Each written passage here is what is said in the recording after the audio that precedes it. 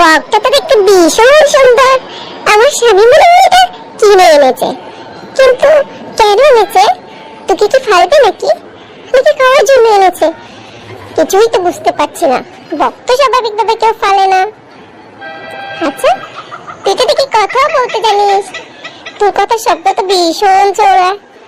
আচ্ছা দেখি আমি তোর জন্য কিছু করতে পারি কিনা। তুই নিশ্চিন্তে থাক, কিছুক্ষণ পরে জানা যাবে তোকে আসলে কি জন্য এনেছে। শুনছো, বাইরে যে ব্যালকনিতে একটা বক দেখতে পেলাম, এটা কি তুমি এনেছো? হ্যাঁ এনেছি, রান্না করে খাবো বলে। একটু কাঁচা মরিচ দিয়ে, কয়েকটা আলু দিয়ে মজা করে রান্না করো তো দেখি। আরে আল্লাহ, এই কি বলে? এটা তুমি রান্না করার জন্য এনেছো? তোমার কি দয়া মায়া বলতে কিছু নেই? একটা পাখির উপর তুমি দয়া করতে পারছো না? আচ্ছা তোমাকে একটা কথা বলি, তুমি জানো আজকে তুমি যদি একটা কাজ করো, তোমার জীবনে যদি কোনো অপূর্ণতা থাকে সেটা পূর্ণতা পাবে। কি কাজ সেটা? আমার একটা অপূর্ণতা তো আছে জীবনে, বলে দেখতে পারো কি কাজ, দেখি কি করা যায়। তুমি কি জানো, যদি তুমি কোনো বন্দি প্রাণীকে ছেড়ে দাও, তাহলে যদি তুমি তোমার কোনো মনের মধ্যে অপূর্ণতা থেকে থাকে, তাহলে সেটা আল্লাহ তোমাকে দিয়ে দিবেন। প্রায় সময় দেখা যায়, দেখো না তুমি, মুক্ত করে দেয় মানুষ পাখিকে, অনেক দিন বন্দি থাকা পাখিকে মানুষ মুক্ত করে দেয়। তুমি এই পাখিটাকে মুক্ত করে দিয়ে দেখো, দেখবে তোমার ওই অপূর্ণতাটা পূর্ণতা পাবে। আল্লাহ তোমাকে মনের সব অপূরণ ইচ্ছে পূরণ করে দিবে। তুমি একবার মুক্ত করে তো দেখো।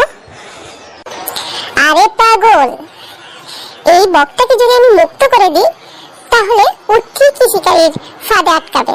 কারণ কেন বলতো, শিকারীরা তো পাখি শিকার করে তাদের জীবিকা নির্বাহ করে, আর বক তো খাওয়াটা হারাম কিছু না, হালাল খাবার। আর আমি যদি এখন ছেড়েও দিই, ও যদি পরিবার পরিজন থেকেও থাকে, ও কিন্তু তাদেরকে খুঁজে পাবে না। হয় অন্য কোনো শিকারীর ফাঁদে আটকাবে, না হয় সে অন্য কোনো বিপদে আটকাবে। তার চেয়ে বরং এখন থেকে খেয়ে আমার মনটা একটু শান্তি করি। ঠিক আছে, আমি তো পরামর্শ দিলামই, তুমি ছেড়ে দিবে কি দিবে না সেটা তোমার ইচ্ছে। আমি তোমাকে পরামর্শ দিয়েছি যাতে তোমার অপূর্ণ ইচ্ছেটা পূরণ হয়, এই জন্য আর কি। তোমাকে অনেক ধন্যবাদ, তুমি আমাকে তোমার মূল্যবান মতামত দিয়েছো, যে অপূর্ণ ইচ্ছেটা পূরণ করার একটা সুযোগের পথ আমাকে দেখিয়ে দিয়েছো।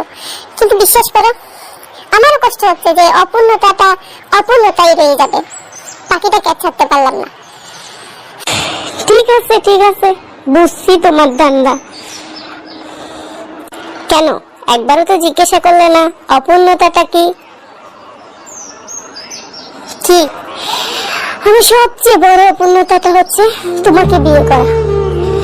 আজকে যদি আমি তোমাকে বিয়ে না করতাম, তাহলে হয়তো আমার সংসারটা অন্যরকম হতো, অন্য কোনো সুন্দরী রমণী আমার পাশে থাকতো। জীবনের সবচেয়ে বড় অপূর্ণতা, দুঃখজনক ভাবে এটা হয়তো বা পূরণই হবে না, কারণ তোমার উপদেশটা নিতে পারলাম না। এদিকে বক্তাও খেতে ইচ্ছে করতেছে, অপূর্ণতাটাও পূর্ণ করতে ইচ্ছে করতেছে, দুইটা নাই আছে, দেখছো দুইটা নাই।